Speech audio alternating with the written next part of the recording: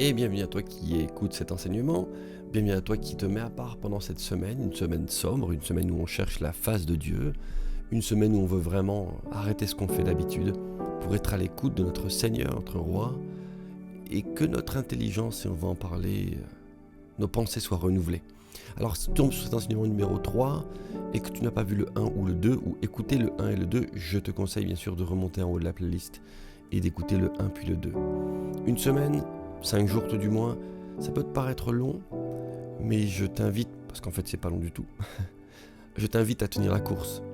Quand on voit les personnes de la parole de Dieu, eh bien la persévérance qu'elles ont dû avoir pour certaines œuvres dans leur vie.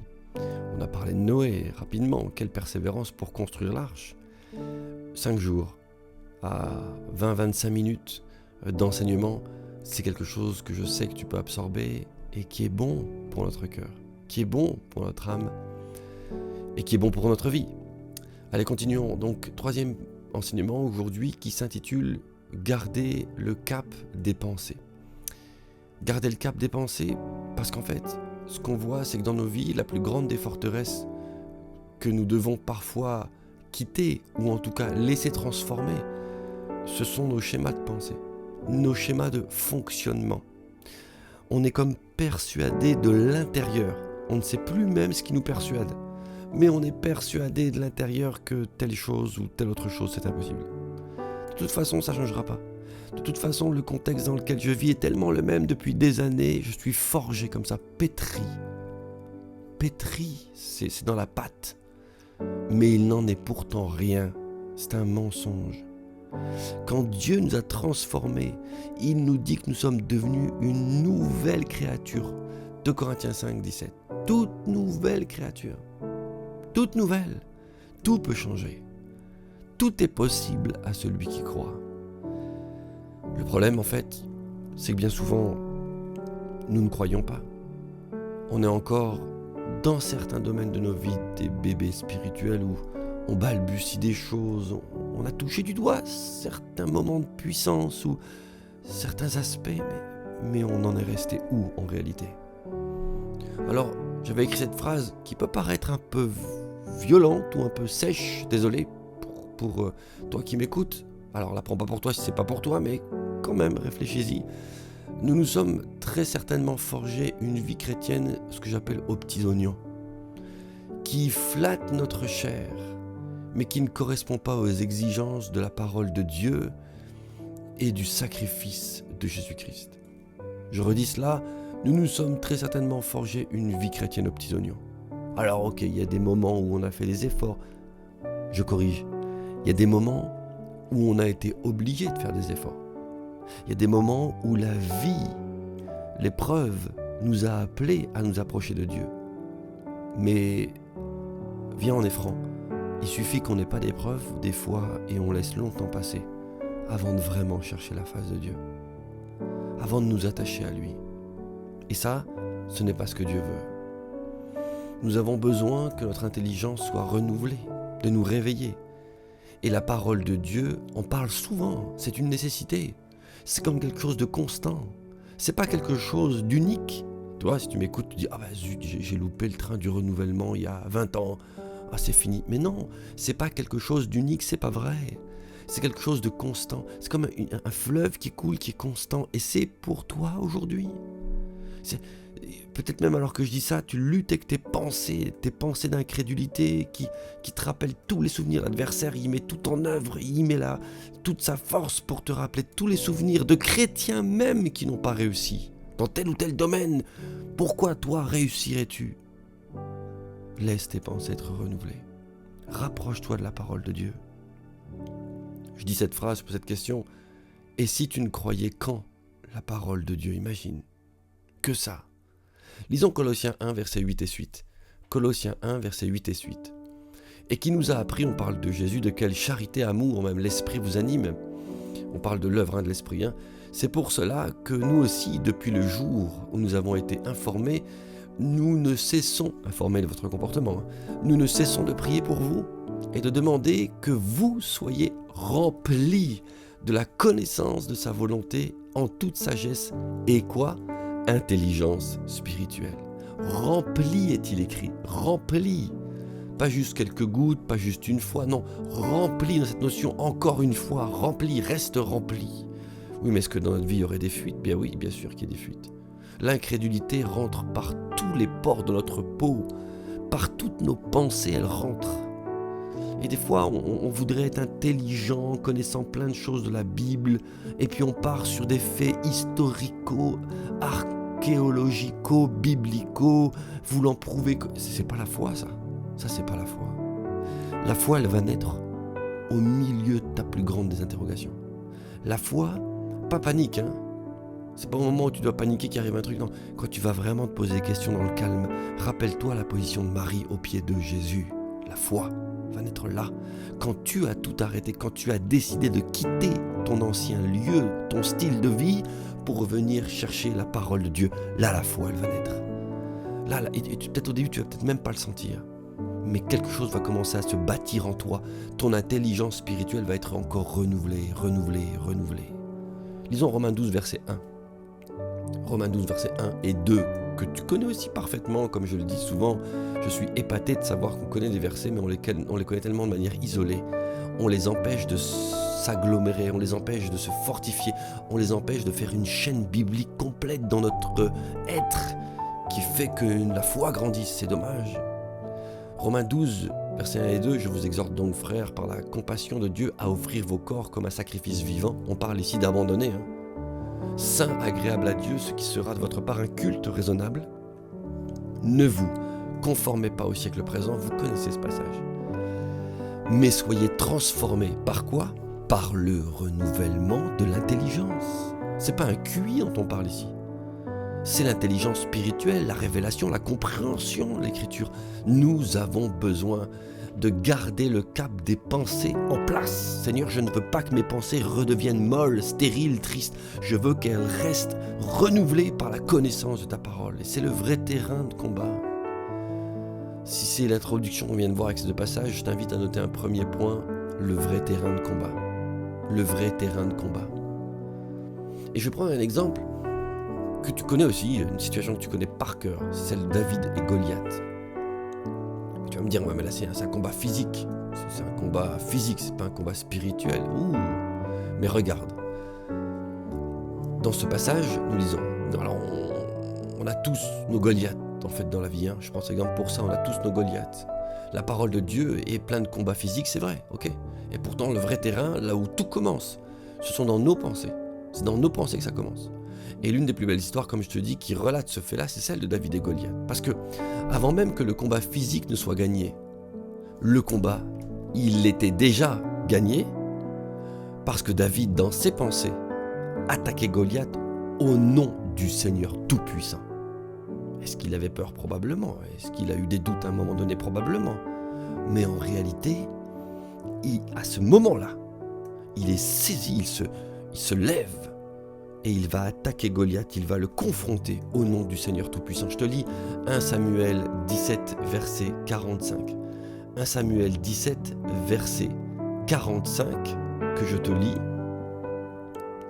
David dit aux Philistins, tu marches contre moi avec l'épée, la lance et le javelot.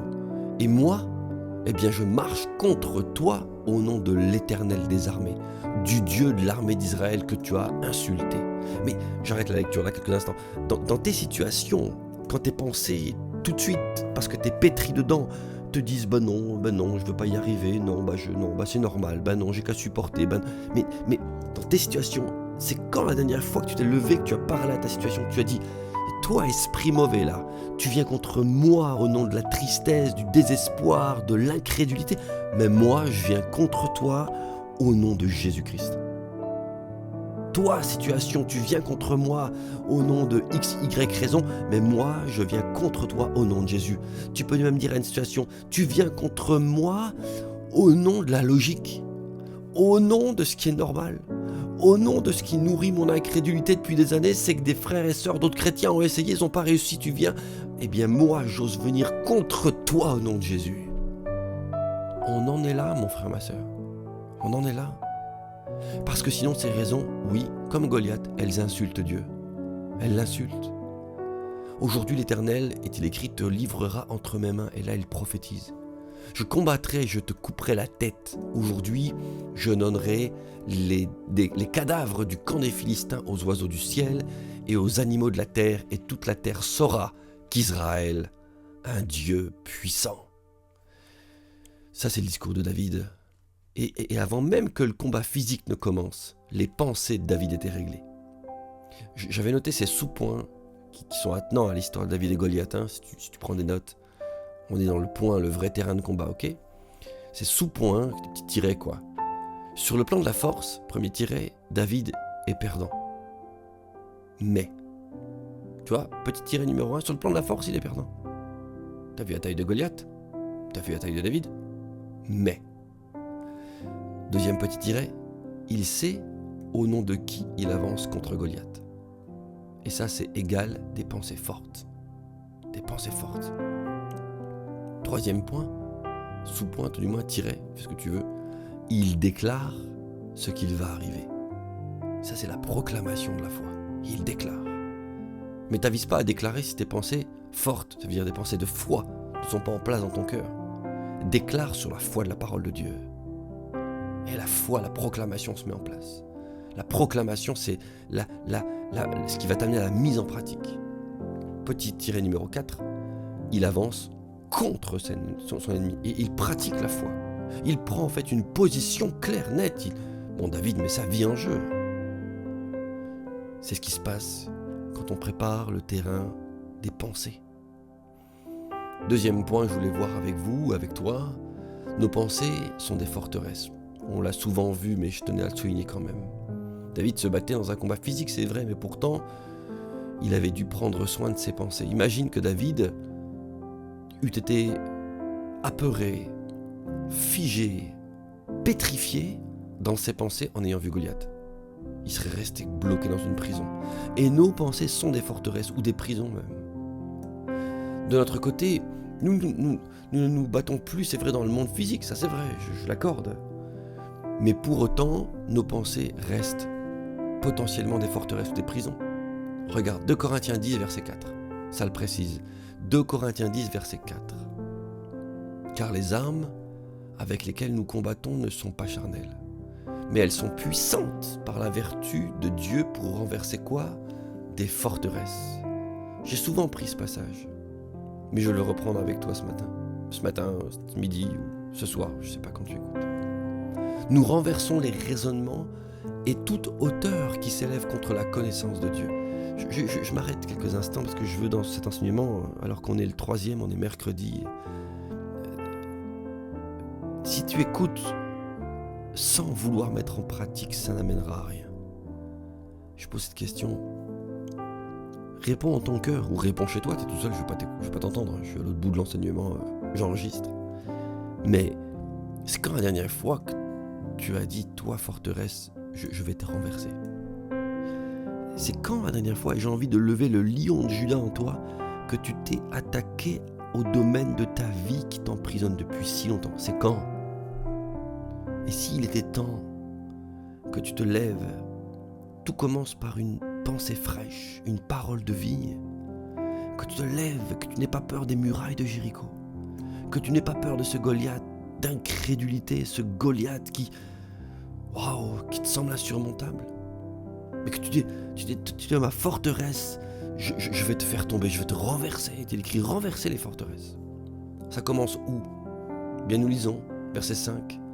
Nous renversons les raisonnements et toute hauteur qui s'élève contre la connaissance de Dieu. Est-ce que tu peux, ce midi, faire la liste? Concrètement, prends un bout de papier, écris-le. Des raisonnements qui sont en toi et que tu sais ne pas être comme venant ou cautionnés par la parole de Dieu. Il y a des raisonnements en toi qui ne sont pas cautionnés par la parole de Dieu. Est-ce que tu peux les écrire? Un seul, même un seul.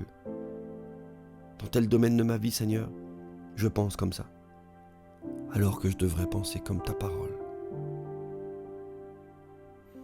Nous renversons les raisonnements et toute hauteur qui s'élève contre la connaissance de Dieu, et nous amenons toute pensée captive à l'obéissance de Christ. L'obéissance de Christ.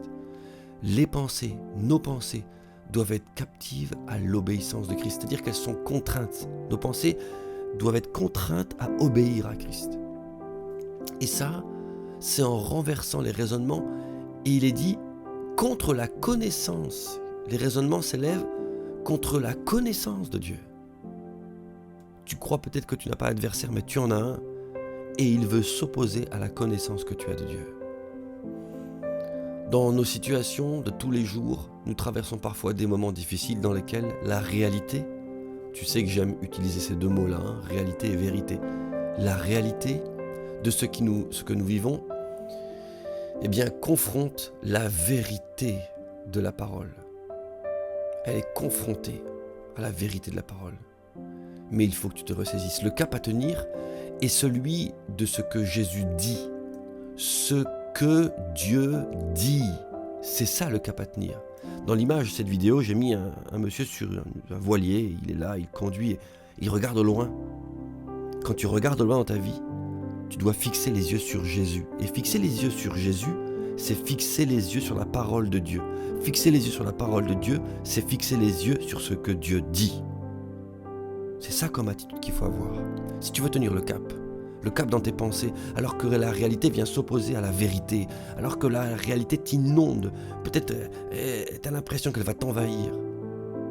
C'est la seule manière, garder le cap à tenir est celui de ce que Jésus a dit, de ce que Dieu a dit. Le cap est d'être imprégné de la parole de Dieu. C'est ça le cap.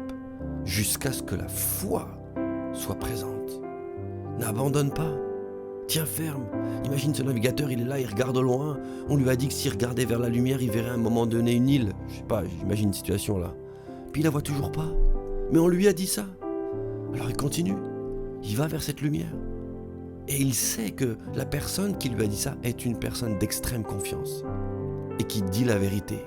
Et nous, on dira de Jésus qu'il est, EST, la vérité. Amen.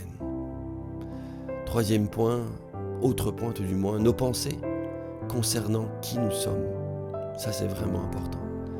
Nos pensées concernant qui nous sommes. Parce qu'en fait, ça inclut les pensées concernant nos droits. Romain était dit, on en parlait il y a peu de temps en message, d'être enfant de Dieu, les clés des enfants de Dieu, nos droits. Nous laissons trop souvent l'adversaire, le voleur, nous voler notre statut en Jésus-Christ. Trop souvent. Trop souvent, il vient, il vole. Son arme, c'est quoi? C'est la culpabilité.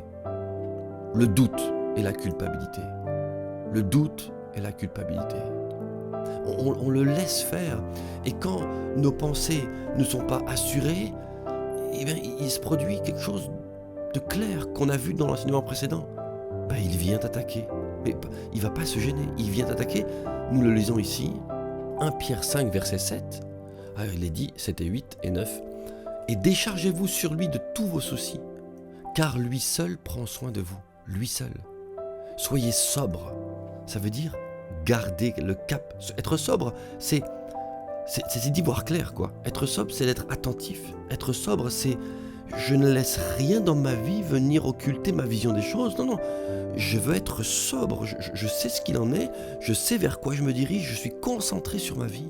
Soyez sobre. Veillez. Soyez sobre. Veillez. Peut-être tu t'étais dit que la vie chrétienne, c'était une croisière. Tu vois, j'aurais pu mettre l'image d'une croisière, un grand paquebot. Et t'as même pas à t'occuper de la direction. Il y a une piscine, des toboggans, des soirées. Il y a des haltes près des îles paisibles. Mais c'est pas vrai. Si on t'a dit ça, c'est un mensonge. Dans la vie chrétienne, il faut être sobre, être dans ton bateau et t'es au gouvernail, mais tu laisses Dieu te diriger. Attentif à ses paroles au moindre signe. Soyez sobre, votre adversaire le diable rôde comme un lion rugissant, cherchant qui il dévorera, ou d'autres traductions diront qui se laissera dévorer. Au verset 9, résistez-lui. Je te pose une question. Est-ce que tu penses que Dieu aurait écrit « résistez-lui » si ce n'était pas possible de lui résister? Bien sûr que non. C'est que tu es capable de lui résister. Tu es capable de donner un cap à tes pensées. Tu es capable de donner un cap à tes pensées qui collent à la parole de Dieu. Résistez-lui avec une foi ferme, sachant que les mêmes souffrances sont imposées à vos frères dans le monde. Continuons avec Romains 8 et on terminera bientôt. Romains 8, 32. Lui, on parle de Jésus, de Dieu tout du moins, pardon, lui, on parle de Dieu, qui n'a point épargné son propre Fils, là on parle de Jésus, mais qui l'a livré pour nous. Comment ne nous donnera-t-il pas aussi toutes choses avec lui? Tu as tout reçu en Jésus-Christ. Il faut que tes pensées soient nourries comme ça. C'est le cap de tes pensées. Tu as tout reçu en Jésus-Christ. À moins que tu sois en train d'avoir une vie de péché. Là, dans ce cas-là, mon message serait plutôt va, repens-toi avant tout. Mais si tu vis en voulant plaire à Dieu avec tes hauts et tes bas, on n'est pas parfait, et tu te repens et tu construis ta vie en te laissant renouveler, eh bien tu as tout reçu de la part de Dieu. Ne nous donnera-t-il pas aussi toutes choses avec lui? Et il est dit, qui accusera les élus de Dieu? Qui t'accuse? C'est Dieu qui justifie. C'est Dieu qui les pardonne. Qui les condamnera? Qui peut te condamner puisque Christ est mort pour toi? Qui? Tu peux te lever, tu peux lever la tête et dire j'ai tout, je peux tout par celui qui me fortifie. Je peux tout par celui qui me fortifie. Alors, garde ton cap, que tes pensées soient nourries de cette réalité, une douce réalité mais une forte réalité. Que Dieu t'a pardonné, Dieu t'aime et qu'il te donne tout en Jésus-Christ. Rappelle-toi David, rappelle-toi Goliath. Au nom de qui avances-tu? Sache qui tu es en Dieu, sache qui tu es en Christ. Laisse tes pensées être renouvelées dans la présence de Dieu. Que Dieu te bénisse.